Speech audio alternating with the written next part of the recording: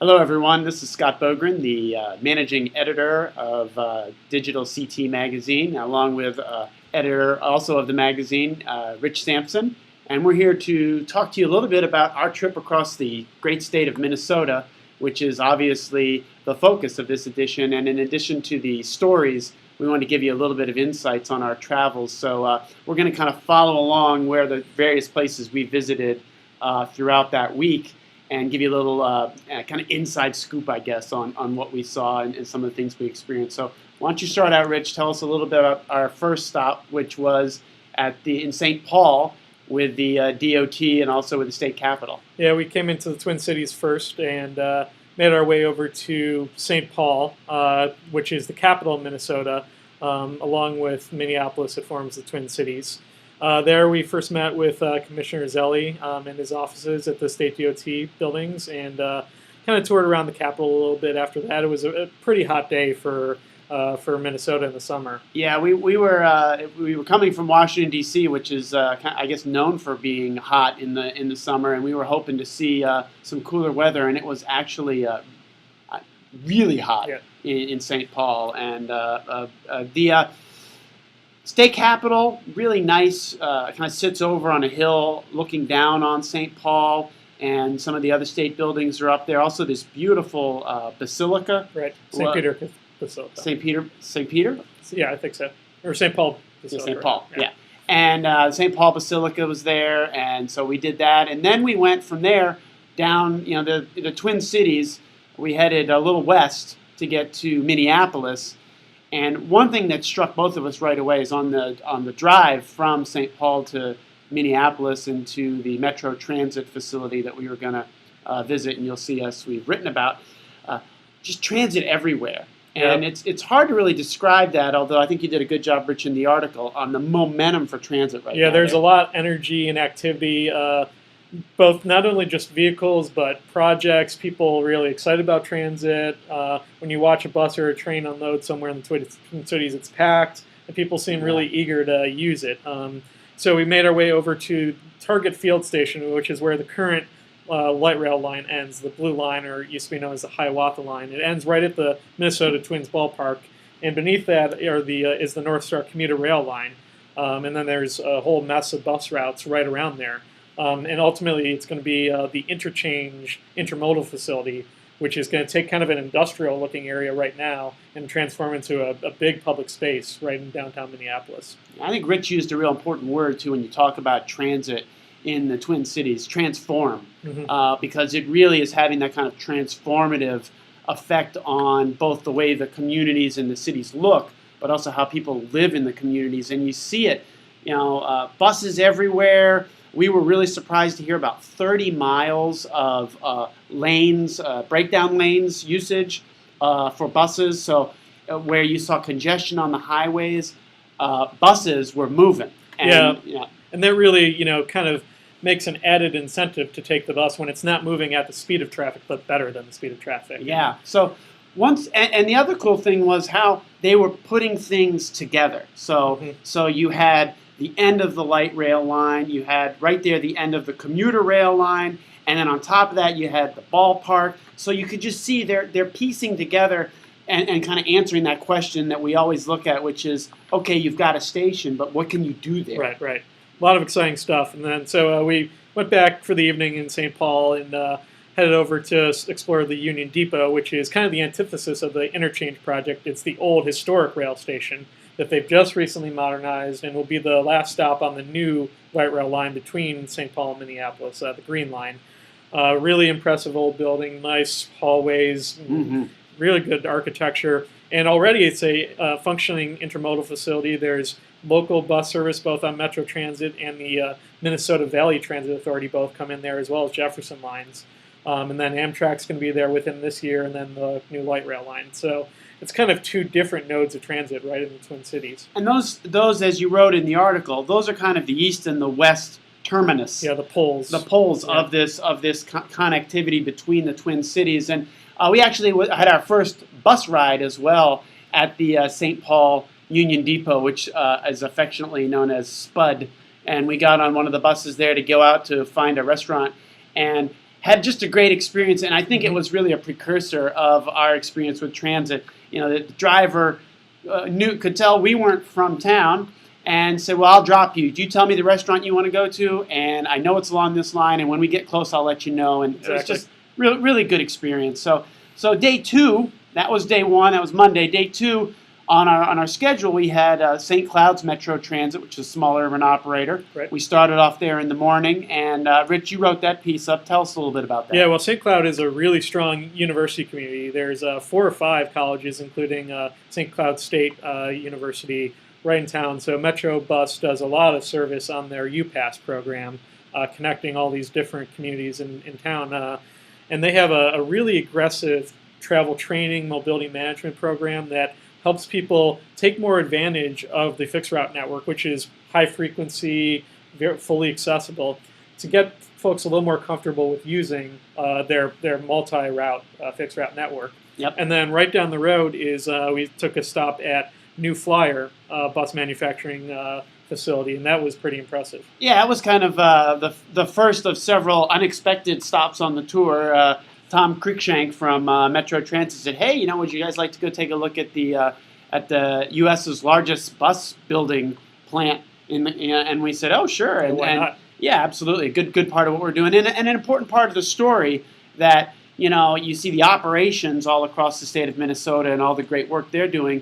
But here's something that employs 550 people. That's cranking out 650 buses. Right. And it was kind of neat to see all the various color schemes and logos in that plant, and then they're testing the vehicles all around St. Cloud. Right around St. Cloud. You could see a bus from Pittsburgh or San Francisco or wherever just coming down the line at you. It was kind of made that unique. So from there we headed south to our first rural visit, which was a town called St. Peter, Minnesota. And we found ourselves on a lot of back roads and even on some dirt roads and gravel as we were heading south. And there'd been a lot of rain that week, so we had some washed out roads. But one of the great things about this trip that Rich and I really look forward to is a little bit of I would call it exploring. Yeah. And we did a little bit of that on the way down. We went through some towns. One town was getting ready for the big sauerkraut festival, which Rich and I wished we could have hung around for. We finally made it down to St. Peter, and St. Peter is, I think I used the phrase, the quintessential rural transit service, and it really is that. At the time that we were there visiting, a couple of buses in demand response service, servicing a town of about, I think it's about 11,000, Right. Big university, a big college, Gustavus Adolphus College, kind of sits on the western edge of town, and they have some university service. But the thing that came across and really struck both of us was kind of the personal nature of the service there was just what you always like to see with a rural operator. Yeah, driver is incredibly knowledgeable about not only how to get places, but who they're picking up, where they're going. It had a degree of familiarity that, wasn't forced. Yeah, absolutely. And we really enjoyed that part of the trip because we could get on the vehicle and ride around and talk to some passengers and just really experience the service. So from there, that was the end of the day, Tuesday, and we then had a Wednesday morning scheduled visit with Paul Bunyan Transit, which is up in Bemidji. But to get there was quite a hike. Long time driving. A lot of driving Tuesday night. We finally made it up into Bemidji. We had a big thunderstorm that night, and you woke up in the morning in the land of Paul Bunyan and Babe the Blue Ox. Right. And that's kind of, that area of the state seems to have a lot of that lore that you associate with Minnesota. Not only Paul Bunyan, but, when we kind of were driving around the city, we went up to Lake Bemidji, and there's, within 5 minutes there's a turtle and an otter and a heron, kind of that natural, raw aspect. Yeah, it's the land of 10,000 lakes, and once you get up towards Bemidji and the northern part of the state, the lakes, there's water everywhere, and it's really the most striking feature of the topography up there. And as we learned when we talked to Greg, who's the director there at Paul Bunyan Transit, all that water is a challenge for how you schedule trips. But Bemidji also has a university, but also really struck us, there was a great amount of pride in what they see there, and a excellent transit system. growing transit system connected into Jefferson lines. Just a very impressive operation, and I hope when you read that part of it, that will come across to you. Yeah, and I think you'll notice in Scott's story on Paul Bunyan Transit, the emphasis they really have on acting like a business and making sure they're, how they view contracts and provision of service really is a fundamental aspect for them. Yeah, great operation. So that was midday Wednesday. We then traveled about as far north as you can go in the continental United States up to a town that we came to learn is pronounced Roseau.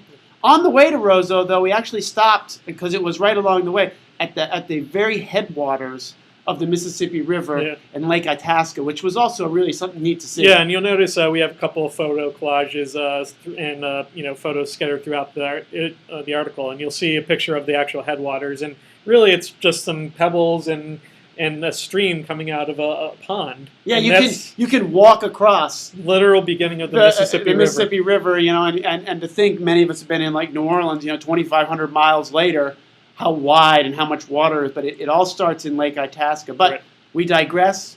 We made it up to Roseau, Minnesota, mid-afternoon, and visited there with an operation called Far North Transit, which is a system that really started out providing service to seniors, but that has kind of broadened its approach and broadened its role in the community to be a public transportation for everyone. The FAR in Far North, we came to learn, is for all riders, and they have really branched out. Rich, you wrote that piece. What'd you think? Well, they started off as a volunteer operation, then they kind of grew first to seniors and people with disabilities, and now general public transportation, which has happened in other communities across Minnesota. The interesting thing is kind of the Americana, homespun nature of how they funded the system, first with bake sales and a rocking chair marathon, to now they hold garage sales right in the bus garage on weekends.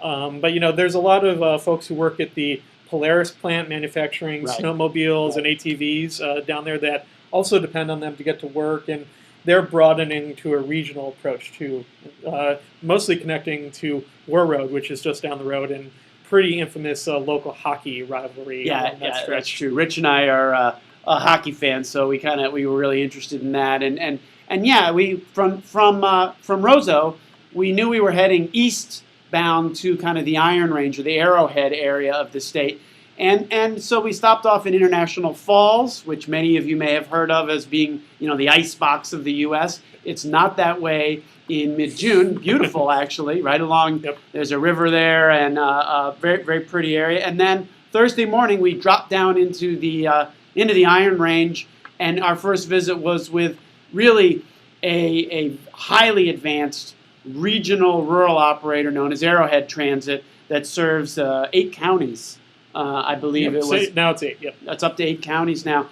Big service, very integrated, coordinated service, and one that who was really been at the very founding of our organization. Yeah, they were one of the charter members of one of the associations that predated Community Transportation Association, and they've had a long history of, working across county lines, across jurisdictional lines to serve one of the largest service areas in the United States. Now they focus on employment transportation, seniors, medical appointments, are really increasing their work with veterans these days. But also they have great connectivity with other systems that are actually within their service area in Hibbing or Duluth that provide a little more urban-focused service. They provide connections with them as well. Yeah, the scope of their service was apparent because our next stop was Hibbing, and then our last stop on the tour was Duluth, both of which connect into Arrowhead. And actually contained within the service area. Yeah, but very impressive service. As you would expect, a lot of real commitment and dedication to the passengers at Arrowhead, and we met with them at their Gilbert, Minnesota facility. And from there, we went to Hibbing, Minnesota, which is a small, they call it an urban operation. It's a small city, really rural by most definitions, but a town of some import and note in that, one, you've got Greyhound was launched in Hibbing, and I, of course, couldn't help but write about that in the feature write-up. And also, it's the home of Bob Dylan, or as they knew him as Robert Zimmerman. So two very interesting and noteworthy things that Hibbing has given to the world. Yeah. Hibbing Transit is run through a contract with a private operator, a local private carrier called Shubat Transportation. We met with them, and very effective operation there. Shubat also does one half of the school bus operation for the city of Hibbing and does a lot of charter work. But it was good just to see that this was a different way of providing good and efficient transportation service within a community like Hibbing. Mm-hmm.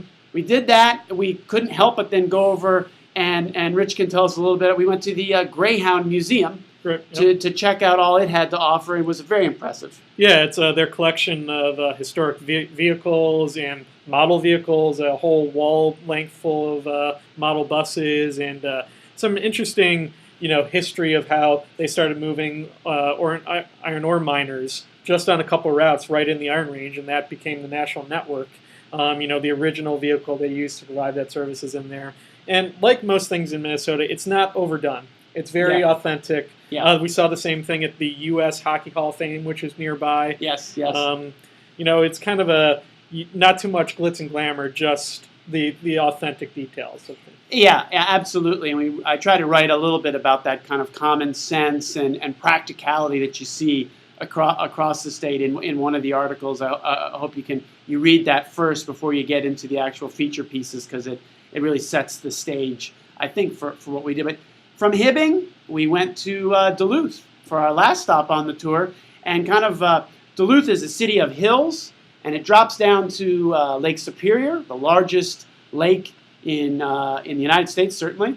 And it honestly feels like you're oceanside, not necessarily lakeside. It's quite an impressive scene there. And Duluth is really quite an impressive city, Mm-hmm. Known as the Twin Ports, because right across St. Louis Bay from Duluth is Superior, Wisconsin, and the service area for the Duluth Transit Authority is really into Wisconsin and Superior, as well as in Minnesota, and a unique kind of, just like the topography we talked about earlier with all the lakes. And, well, Duluth, you enter into Duluth and you almost just go directly downhill to the floor of where Lake Superior is. So the way Duluth has then kind of grown as a city is very linear. Right. So you got this linear city, and it was really great to meet with the leadership from Dennis and Heath and Jim and others at Duluth Transit Authority. You could see how they're delivering a system within the city of Duluth that really makes sense for that linear geography. They also have a big university pass program, building a new, and I think it's going to come online in 2014, a new intermodal center that's really going to be the launch point for some continued growth and innovation in Duluth that, based on what we saw, we're certain is going to do really just well. a lot of now we were there in the middle of June, but tons of people moving around in Duluth. Very strong foot presence in the city, lots of activity, and this new intermodal facility kind of captures a lot of that spirit and might be the precursor to some rail service down to the Twin Cities again. Right, someday. Which we also write about. So, that was our trip. Very briefly, the stories give you a lot more details about some of the things we saw, but if I was to sum it up, I've done more than a dozen of these state transit trips. Rich and I do one in a different state every year. Very impressive group of operations here, with an orientation towards their passengers, with really an understanding of what their role was within their community. It's exactly what you'd want to see, and we'll kind of end our little video here with a commercial. It's exactly what you'll see if you come to Expo next year, which is going to be in St. Paul, Minnesota. The Twin Cities Expo, and that's a big part of what we were doing on this trip, was kind of gauging all these good services, and we're going to try to bring some of that down to St. Paul for the conference. Exactly. And that's going to be, I think it's June 8th through the 13th. 8th through 13th as usual, or as this year comes up. Yeah, a little late for our normal expo, but that's when it's going to be this year.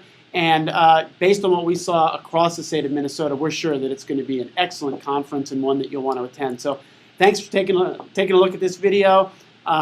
Please make sure you read all the articles. we think the story of transit across Minnesota is one that you'll find well worth your time. Yeah, it's a lot of fun for us. So, thanks.